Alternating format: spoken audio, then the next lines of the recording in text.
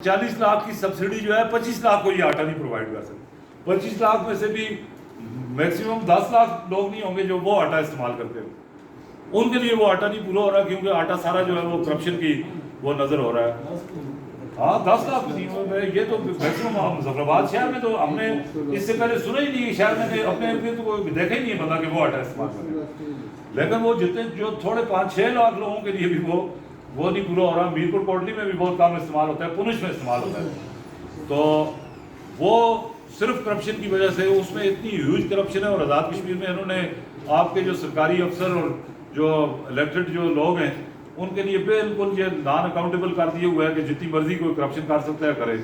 तो अगर उसमें सिर्फ अगर पिछला वो हिसाब किताब हो जाए कि ये किधर जो है वो आ रहा, क्योंकि मैक्सिमम गंदम तो ये वहाँ से खरीद के वहाँ ही बेचते थे और उसके ट्रांसपोर्टेशन के चार्जेस वो अलग से ले रहे थे कि जो कागजों में शो की जाती है कि वो यहाँ भी पहुँची। तो इतना जो है वो जुल्म जो है वो उसकी आखिरी इंतहा तक पहुँच चुका है। अगर इस मरहले पे भी हम खामोश रहे तो हमारी आइंदा नस्लें हमें किसी सूरत में माफ़ नहीं करेंगी। किसी के जहन में भी जो कोई भी बात हो, जो हमसे कोई वजाहत चाहिए या अपनी तरफ से कोई बात करनी हो तो मोस्ट वेलकम।